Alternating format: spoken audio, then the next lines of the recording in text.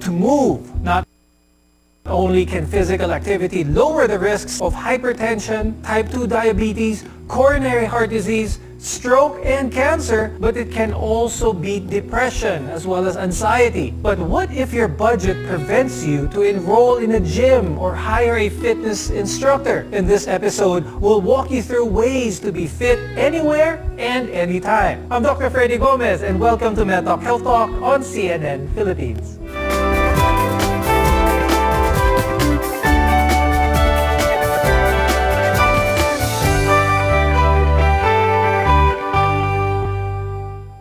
Our guests are here today to give insights on workouts for a healthy lifestyle on a budget. With us is Dr. Juliet Balderas. She's a cardiologist from the Philippine Heart Center.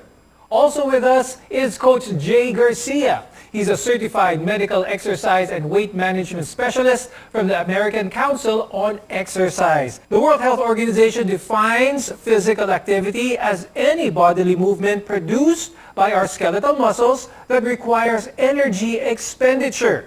Now, according to the U.S. National Library of Medicine, physical activity reduces many major health conditions, which include hypertension, type 2 diabetes, coronary heart disease, stroke, and cancer. Adding that deaths caused by these diseases decrease by about 30 to 35% in physically active subjects as compared to inactive. When we talk about physical activity, what exactly is it that makes our body healthier kapag mas active ang isang tao? Putting it all together of a mild exercise which we do every day. Kaya ngayon naging uso ang number of steps walked.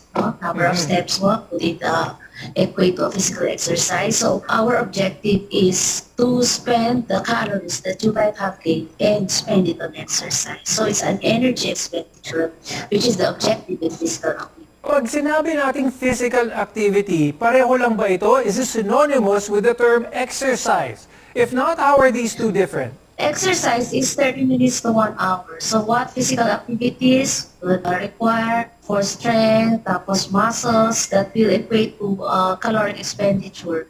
Pag sinabi mong exercise, then it is more vigorous para 15 to 30 minutes lang.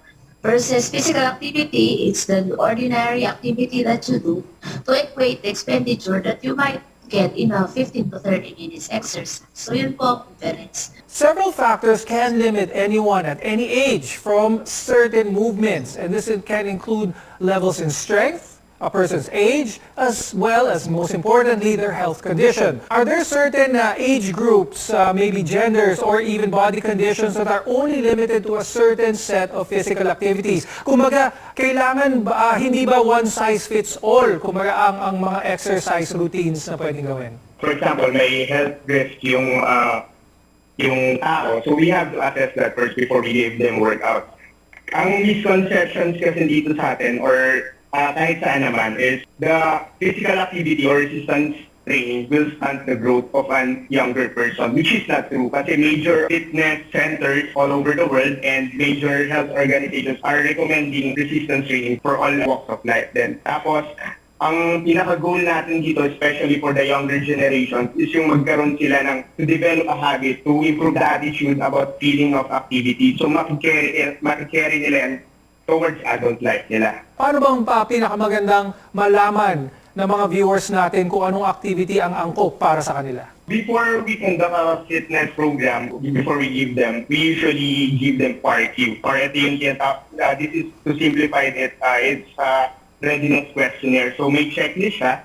It's pre-approved na scientifically proven. Then kapag meron siyang yes sa isa dun sa 7 questions na yun, we refer them to medical professionals to further assessment. Then after that, if it's cleared by the doctor, we give them specific kung ano yung kailangan nila, depending also on their goal. Pag-usapan naman natin yung mga elderly. Is exercise still important kapag may edad na ang isang tao? Kasi at a certain age, pwedeng meron silang mobility issues. Pwedeng meron silang ibang pre-existing condition, a heart condition for that matter. Is exercise still part of a healthy program para sa mga taong ito? So there has to be a cardiac clearance for these patients kasi meron silang hypertension o kaya yung heart rate nila has to be seen. But in as much as they are allowed to do exercise, they have to. Kaya meron tayong tinatawag na passive exercise, pwede din passive exercise or active exercise. So in all age groups, they have to be conditioned para somehow they can do some physical activity depending upon the age. Kaya sa elderly, di ba, meron tayong walking, it can still equate some kind of physical activity which is needed for good health. Pag-usapan natin kung ano yung mga health risks that a person may have kapag hindi nila ginagawa ang exercise, kapag mababa ang kanilang physical activity, despite being healthy overall. Exercise is really a function of weight gain, obesity.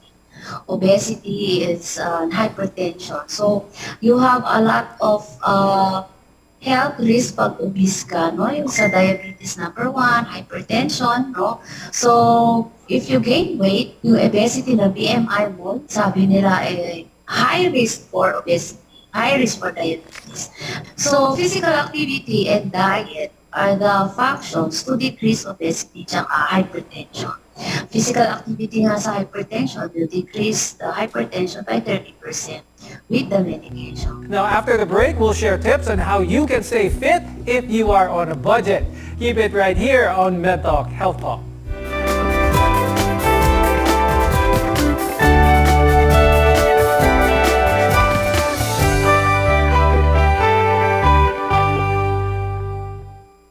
SMC, San Miguel Corporation. Bisag unsang industriya ang sudlan niini, tinguha sa SMC ang pag-uswag o paglambo sa mga Pilipino. Karon, gikan sa SMC, aniya na ang SMC Davao Cement. SMC Davao Cement. Gama sa Davao, para sa Mindanao. SMC Davao Cement. Ato ni Bay. Ito ang RPN, Radio Philippines Network, DXKT 1071 sa inyong mga radyo, ang Radyo Ronda sa Davao. Far from home to do some physical activities. You can hit 2 birds with 1 stone by doing chores at home. Coach Jay, can you give us some household chores that can translate to a workout, even maybe a full workout? Pwede ba yun? Pwede naman, Doc. Ang misconception din kasi na gusto natin is correct on that you can only burn calories kapag nag-exercise ka. So, mali po iyon.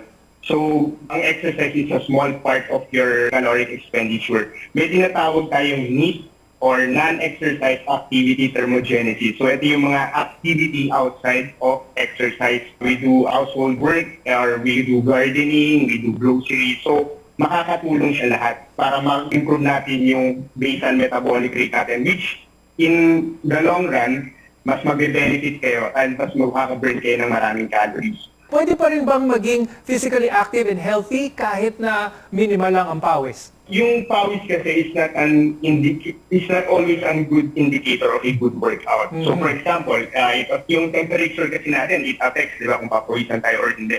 So, mas maganda, scientifically, we professionals, we use the heart rate training zone or the zone 3. So, yung zone training, ang ginagawa namin, we identify 2 threshold markers. Ito yung ventilatory threshold 1 and ventilatory threshold 2. We'll talk about heart rates and the best way to achieve those target heart rates safely later on in the show. But first, we're talking about household chores and how those activities can increase your physical activity and even lead to exercise. But how about the things that we do enjoy doing, such as hobbies? Could this be considered a workout? Coach Jay, pag-usapan natin yon. Are there fun activities that can get our hearts pumping at the same time burn those much-needed calories? Everyday activities natin is considered as zone 1. Ibig sabihin ito, during this interview, while I'm watching you asking us questions or kahit nakaupo lang ako dito, I'm spending energy already. So, ibig sabihin, yung mga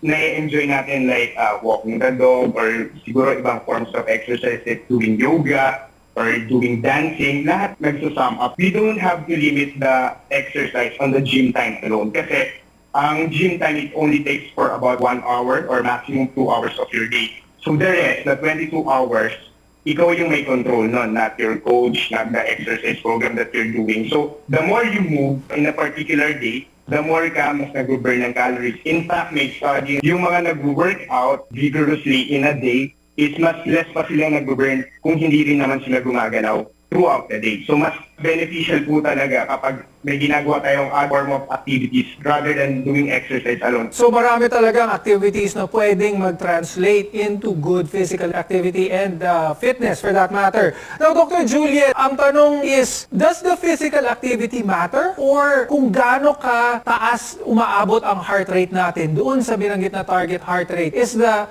level of heart rate more important than the actual activity? Kumbaga, is cooking considered an exercise as long as it gets us to that target heart rate? Well, the heart rate increases depending sa activity kasi cooking might not increase your heart rate as much. So, hindi medyo mild to moderate siya.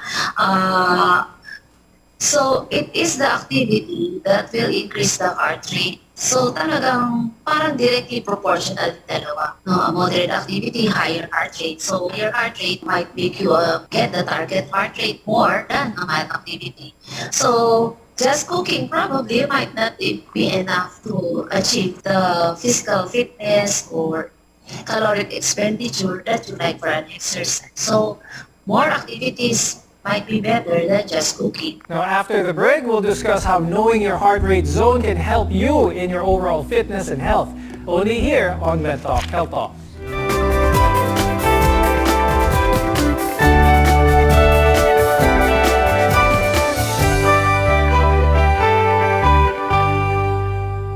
SMC, San Miguel Corporation.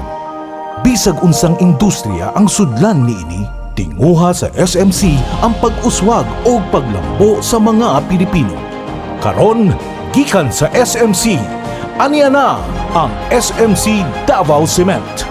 SMC Davao Cement, gama sa Davao para sa Mindanao.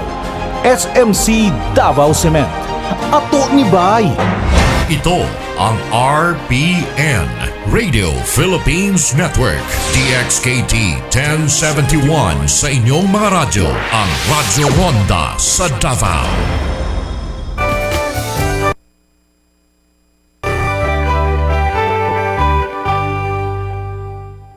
I'm Dr. Freddy Gomez and welcome back to Medtalk Health Talk, where caring is our calling. One of the ways to know that if you can keep up with the demands of a physical activity is your heart rate zone. Dr. Juliet, pag-usapan natin naman yung heart rate ng isang tao. How important is it? Is there a way that they can physically know kung anong heart rate zone nasaan sila without the use of a heart rate monitor? Basically, for you to know your maximum heart rate, maximum heart rate is 220 minus your age. So if you are 45 years of age, 220 minus 45. Then you have what you call your resting heart rate. So your resting heart rate is your heart rate when you don't have an activity. So you subtract now your target heart rate minus the resting heart rate is your target heart rate. So what happens is during an activity, you don't have to go in excess of your computed heart rate. Kailangan, if you have a moderate activity, it should be only between 60 to 75% of your computed heart rate. And then if you have a severe activity, it should be 75 to 93% of your computed heart rate. So exceeding that might be a health hazard. That's why we have, sometimes we have sudden death during exercise. So keeping your heart rate within range of the heart rate during moderate to severe exercise is very important. Meron bang paraan, Dr. Juliet, na malaman nila? Is there a way to gauge kung ano ang adequate heart rate kapag nag-exercise ang isang tao? Could conversation be a good clue? It's not moderate to severe. Conversation is not moderate to severe. So I think it's very safe now. If your heart rate is, resting heart rate is 60 to 80, maximum of 100 during conversation might be enough. Okay, so a rough guide for our viewers, if you're doing any physical activity, if you are still able to converse in intelligible sentences with someone, or you can talk, that means that you are still in an okay zone when it comes to your heart rate. If you cannot speak, meaning your effort is so high that you cannot speak clearly anymore, then that you are reaching your maximum heart rate already by then. Now, adequate sleep of 6 to 8 hours or longer will help your body recover from muscle injury, inflamed joints, and so on. Why does the body need to rest after a workout? Magandang question yan kasi connect pa rin dun sa zone of intensity natin. So, the intensity of training natin. So, to add lang din yung sinasabi kanina ni Dr. about the maximum heart rate. So, we can connect it all. Ang determining factor natin kapag nasa zone 1 ka or low intensity level is yung nakakausap ka pa ng matino. Nakapag-verbalize ka pa. Kapag nasa zone 2 ka na moderate intensity, ito naman yung medyo challenge niya sa salita, hindi ka na comfortable.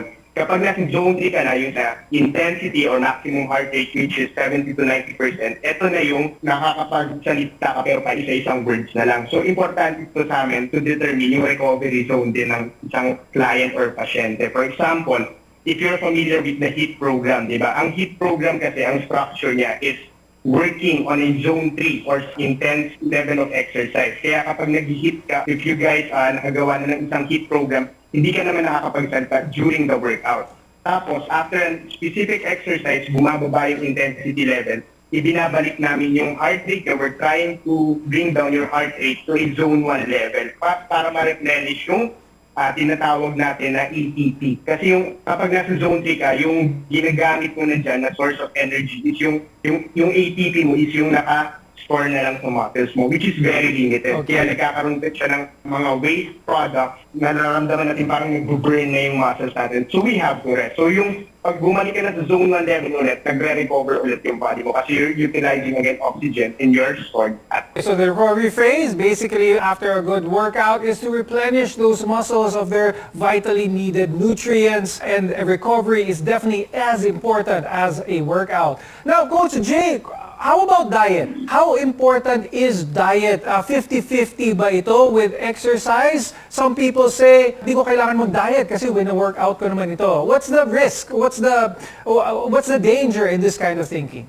Sabi nga nila, Doc, no, you cannot outrun a bad diet, which is totoo. Kasi we're talking about the caloric expenditure. If we're expending energy, we should replace it. Ang problema, nagkakaroon ng imbalance between calorie intake and calorie output. So, dun papasok yung diet. Ibig sabihin, kahit anong exercise mo, kahit anong intensity ng exercise mo, if the intake will always exceed the expenditure, you will definitely maintain your weight or gain more fat. So, napaka-importante talaga ng diet. So, sa diet naman, it works. Marami ring mga iba't ibang studies yan. So, para sa akin, what you need to do is to choose a diet program na mag-work for you. But of course, kailangan based pa rin yan sa safety and scientific evidence. So we definitely learned a lot, especially about what works, what physical activity is, and of course, that's what we want to promote and eventually move on to some really good health beneficial exercise. Thank you very much, Dr. Juliet Balderas and Coach Jay Garcia for being with us today and sharing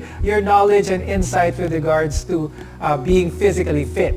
I'm Dr. Freddy Gomez, and we'll see you again next time here on Medtalk, Health Talk.